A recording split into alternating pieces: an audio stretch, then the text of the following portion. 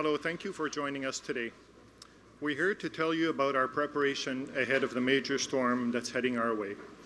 First of all, this is a serious storm, and we're taking it very seriously.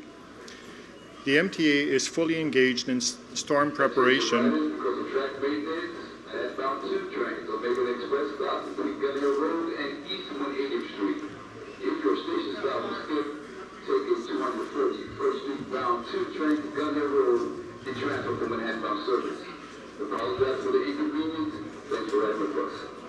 I apologize for the inconvenience.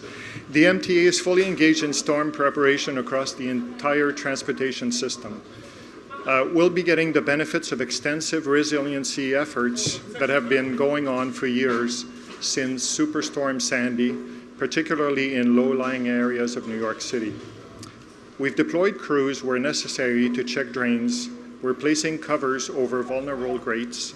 We're elevating the heights of grates opening in other areas. We're placing sandbags where water is known to cascade down the steps due to the local street sewer infrastructure failing to keep up with the storm. Trains are running with major delays because of a signal problem at 135th Street. The last stop on South Uptown, one trains will be 96th Street. The last stop on South 1 train, 168th Street. As alternative, serving between 168th Street and 96th Street, use the M101 bus or use the A or C train service. We apologize for the inconvenience. Thanks for riding with us. Just this morning at South Ferry, a training drill was conducted to ensure the performance of flood doors that were installed after Superstorm Sandy. I'm glad to report that they performed flawlessly. We're pre-positioning crews and equipment throughout the service region to deal with the fallout from the storm, and are operating our situation room 24/7 for the duration of the storm and its impact. Now, turning to changes in service, you will see. Due to an expectation of high winds that's historically toppled trees, particularly in Metro North territory, which includes some areas with overhead power lines for the trains, Metro North is going to a weekend schedule tomorrow. This will allow customers to plan ahead for the reality of tomorrow's commute and conditions. With the weekend schedule, we'll have enough headway between trains to remove trees that may fall and address other conditions without having to delay trains and disrupt people's plans. This doesn't mean we can avoid all disruptions, but we're scheduling appropriately to address issues. For our bridges, the MTA's emergency service plan calls for special precautions during high winds. Accordingly, we are instituting an empty tractor trailer and tandem truck ban at our suspension bridges effective Tuesday from noon until midnight. Our bridges and tunnel personnel have also checked flood-prone areas for debris and cleaned where necessary, and pre-positioned equipment. Our emergency service plan also calls for a temporary reduction or temporary suspension of all trains and bus service when winds exceed a sustained speed of 39 miles per hour. This includes the New York City subway and commuter railroads. We will be monitoring forecasts and conditions throughout our service region very closely for this and keeping our customers updated regularly. You can also expect that there will be pictures on social media showing water coming into the subway stations. It's no surprise that is a regular sight. This happens when the street sewer system fails to take on rain. The rain floods the street above the station, and that water always seeks the lowest point. The good news is we have excellent pumping capabilities. The pumps were tested by Tropical Storm Faye last month, and they performed as designed. We have every expectation that they will again. Let me assure you, all our customers, that we have taken steps all steps possible to prepare for this serious storm, and we expect to be able to provide the maximum level of service throughout.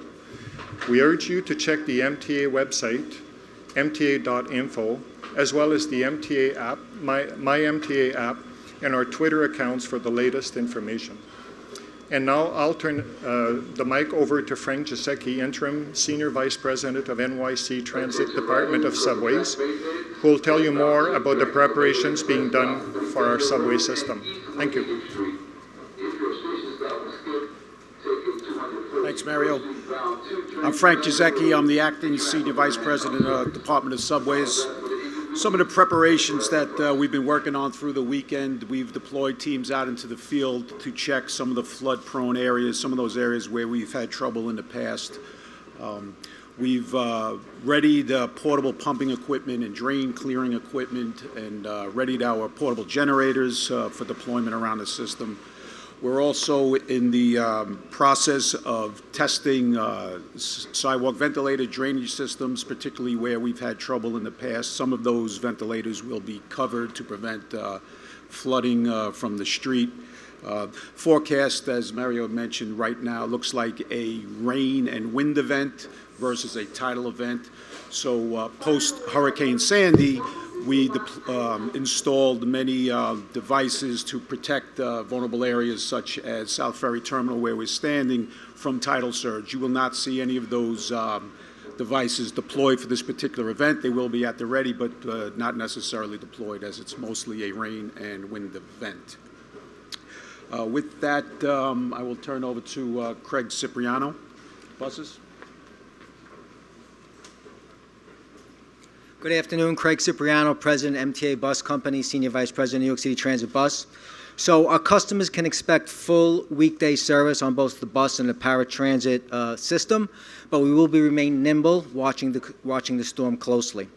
Specifically, we'll be looking at some of the known low-lying areas of the city, specifically in Queens and Staten Island, so we want our customers to be prepared for potential diversions.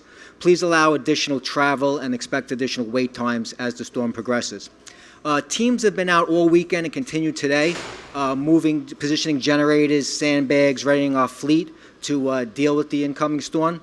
And we will have our incident command and control structure in place, which includes staying in close contact with sister agencies, including City OEM and others, as the storm evolves. Again, we'll be ready for the storm. We will have a bus and paratransit service out there. We just ask our customers to look at the MTA website and to pay close attention as we expect additional travel and wait times tomorrow. Thank you very much. Reminder, we have railroad and bridges and tunnels people here as well to take your questions on topic, please. On topic first. Yes. What the city says that the National Weather Service in particular is worried about Lower Manhattan. Does that also reflect the same concern for the MTA? And what's the main thing that's being done to make sure service in Lower Manhattan operates normally? Well, at the MTA, we always have a lot of emergency plans that are continually being prepared and updated. And as I've explained before, we've taken some precautions for all areas, but especially in areas that are more prone to impacts of a storm like the one that's coming. I've talked about some of the measures about preventing egress of water and so on. So basically, I can assure you that we've done everything that we can and put those plans in place so that we provide the maximum service that we can throughout. Given that we know some of the MTA's post-Sandy repairs still are ongoing, what are some of those things that have been done over the past few years that you're now able to take advantage of here? Well, some of the lessons learned from the previous storms that impacted the MTA gave us a lot of lessons that we could put in place. We've put just about every one of those in place. There's still a little bit of work that remains to be done, but the majority of that work is in place already, so we expect a lot less impact going forward. Frank, you want to add something? So in the subway system, there are roughly 40,000 street vent gratings.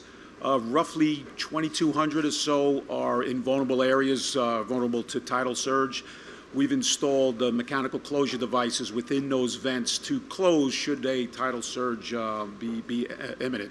So I believe we're just about 95% with those.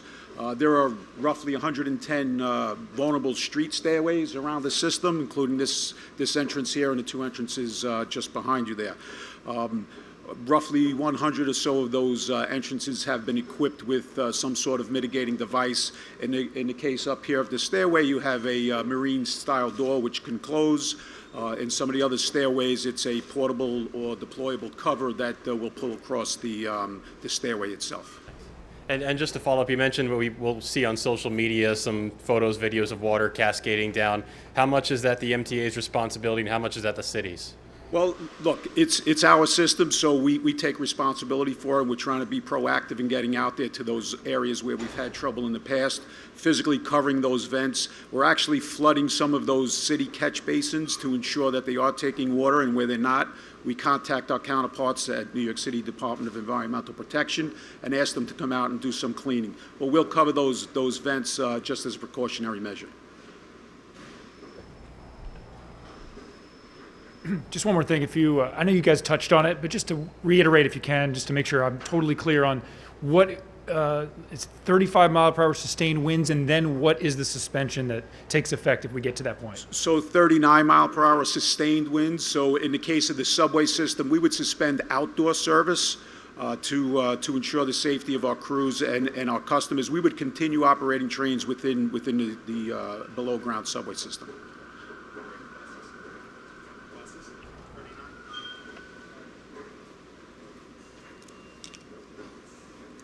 Excuse me. So on the bus side, we would coordinate closely with New York City OEM as well as our bridge and tunnel sister agencies in regards to bridge closures, and we would divert the buses accordingly.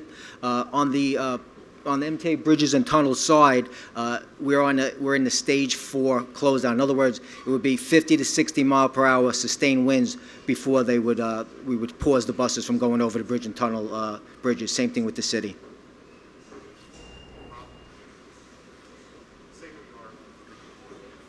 Robert Freese, Senior Vice President Operations, Long Island Railroad. The same holds true at the Long Island Railroad. If we experience sustained winds of 39 miles an hour for an extended period of time, we would shut service down temporarily to ensure the safety of our riding public and ensure the infrastructure is secure as well.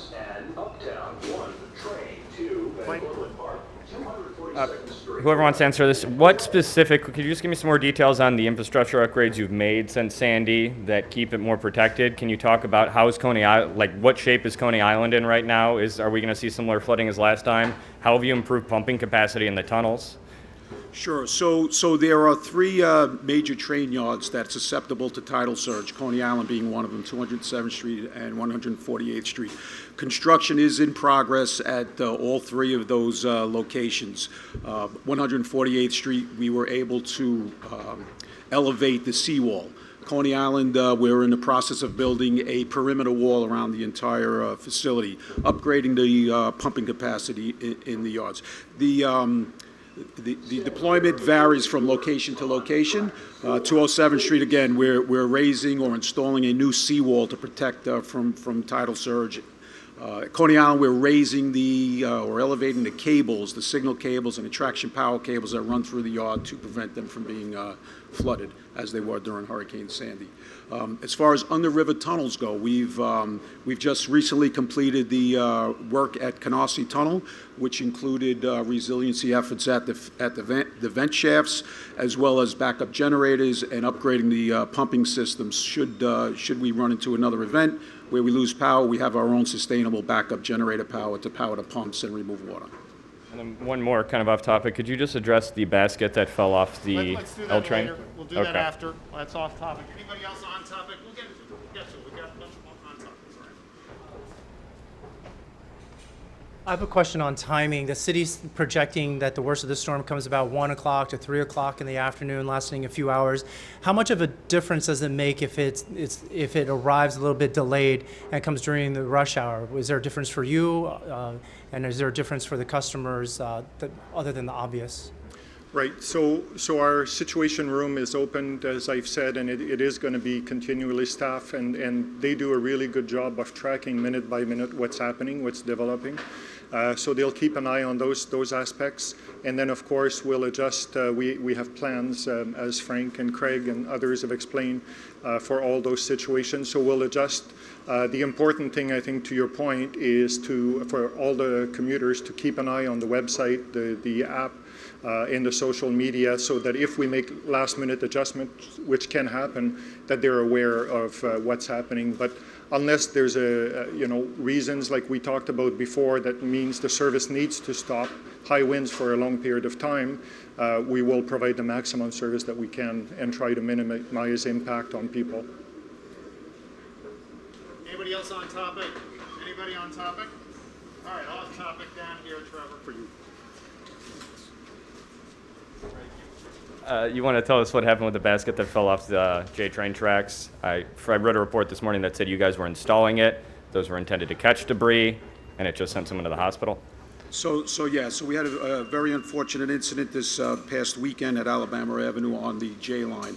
And this is a result of a component, a rubber-coated wire basket that fell from the elevated structure during some maintenance activity. That maintenance activity included the installation and replacement of baskets as a result of an initiative we've had going on since last year. There are roughly 325,000 of these baskets system-wide. And after a rash of incidents back in early 2019, we started an initiative to replace those baskets that were defective and or missing, installing new baskets. This particular weekend, we had a crew out on the tracks installing and replacing baskets along the line. It appears that the crew, as they were moving a rubber mat, which is a safety device to protect the employees from the electrified third rail, as they were moving the mat, they knocked this basket from the elevated structure down to the sidewalk. We believe that there were several procedures and protocols that were in place that were not properly followed. We're still conducting our investigation, and we will take disciplinary action as we deem necessary.